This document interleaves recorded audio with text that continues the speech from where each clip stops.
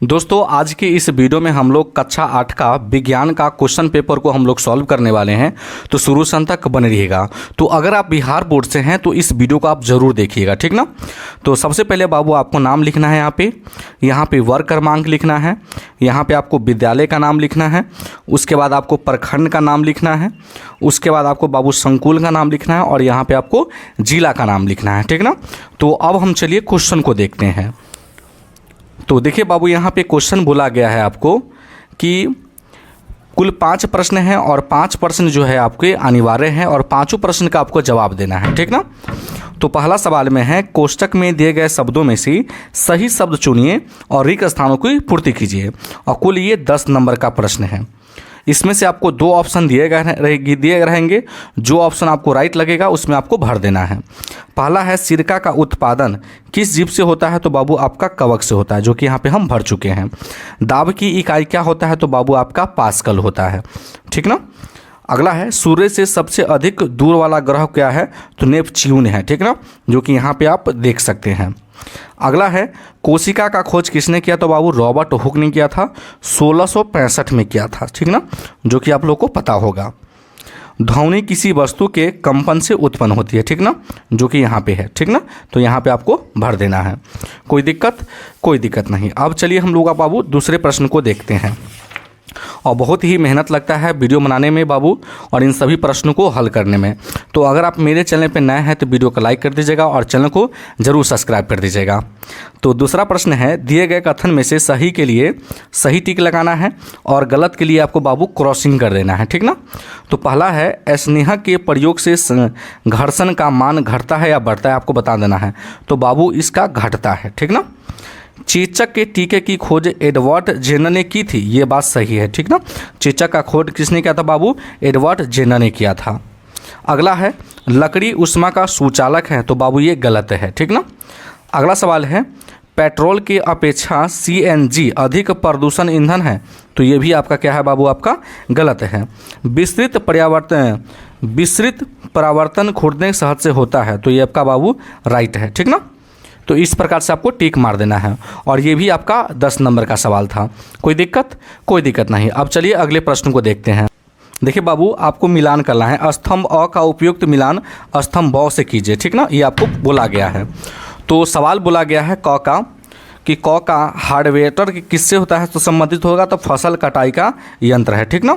Harvester जो होता है किसका संबंधी है बाबू, तो फसल कटाई का यंत्र है। तो क का जो है राइट आंसर हो जाएगा, इसमें आपका 4 हो जाएगा, 5 हो जाएगा ना, तो 5 से मिला देंगे। दूसरा बोला है आंतरिक ग्रह किससे संबंधित है बाबू, मंगल से ग्रह है। साइजोबियस किससे संबंधित, नाइट्रोजन स्थिरीकरण से संबंधित है। पृथ्वी का उपग्रह किससे आपको मिला देना है, चंद्रमा से मिला देना है। और थर्मामीटर किससे मिलाना है आपको बाबू, पारा से। पारा मतलब मरकरी, जो हम लोग के यहाँ लाइट जो लगा होता है उसी को हम लोग बोलते हैं मरकरी, वाइट वाला जो लगल होता है, ठीक ना। अब हम लोग अगले प्रश्न को देखेंगे। अगला प्रश्न है चौथा लघु उत्तर प्रश्न, लगभग 50 शब्दों में उत्तर आपको देना है। पहला क्वेश्चन है धारा रेखीय आकृति से क्या समझते हैं, हवाई जहाज की आकृति या नाव जहाज को विशेष आकृति क्यों प्रदान की जाती है। तो अगर आपको ये प्रश्न आता है तो आप ये जवाब दे सकते हैं या आप नीचे वाला भी जवाब दे सकते हैं। बोला गया है किशोरावस्था या बाल्यावस्था से किस प्रकार की भिन्न है, भिन्न माने कैसे अलग है। किशोरावस्था और बाल्यावस्था कैसे अलग है, ये आपके बारे में बताना है यहाँ पे। तो हम आपका जवाब लिखे हैं किशोरावस्था और बाल्यावस्था में प्रमुख अंतर शारीरिक, मानसिक और भावनात्मक बदलाव में है। बाल्यावस्था में बच्चे निर्दोष और निर्भय होते हैं, जबकि किशोरावस्था में शारीरिक विकास, आत्मनिर्भर और सामाजिक पहचान की खोज है ना होती है, ठीक ना। तो इस प्रकार से हमने आपको जवाब लिख दिया है। अब चलिए हम लोग अगले प्रश्न को देखते हैं। ख प्रश्न है नियमित एवं विस्तृत परावर्तन में अंतर्किरण आरेख की सहायता से बताएं। दूसरा सवाल है हमें जैविक विविधता का संरक्षण क्यों करना चाहिए। तो हम लोग ये सवाल का जवाब आपका हम लिख दिए हैं, जो कि आप देख सकते हैं। नियमित परावर्तन में चिकनी सतह पर प्रकाश की किरणें समान दिशा में परावर्तित होती है, जैसे शीशे पर। विस्तृत परावर्तन में खुरदरी सतह पर किरणें विभिन्न दिशाओं में परावर्तित होती है। तो इस प्रकार से हम आपका सब्जेक्टिव क्वेश्चन लिख दिए हैं, ठीक ना। तो चलिए हम लोग अब लास्ट प्रश्न को बाबू देखते हैं, जो कि आपका काफ़ी मोस्ट इम्पॉर्टेंट है और आपको 100 शब्दों में कम से कम आपको जवाब देना है। देख सकते हैं आप पहला सवाल है, क्या शिशु के लिंग निर्धारण के लिए स्त्री उत्तरदायी है? यदि नहीं तो समाज एवं परिवार में आप लोगों को कैसा समझाएंगे, ठीक ना। अथवा क्या आकाश के सारे तारे गति करते हैं? व्याख्या कीजिए। तो इसका हम जवाब लिख दिए हैं, है ना। आप चाहें तो इसका भी जवाब दे सकते हैं, कोई दिक्कत नहीं है। लगभग 100 शब्दों में देना है। तो हम यहाँ पे लिखे हैं, नहीं, आकाश के सभी तारे गति नहीं करते हैं, लेकिन पृथ्वी के अपने अक्ष पर घूमने के कारण वे पूर्व से पश्चिम की ओर घूमते हुए प्रतीत होते हैं। ध्रुव तारा पृथ्वी के घूर्णन अक्ष के समांतर होने के कारण स्थिर दिखाई देते हैं।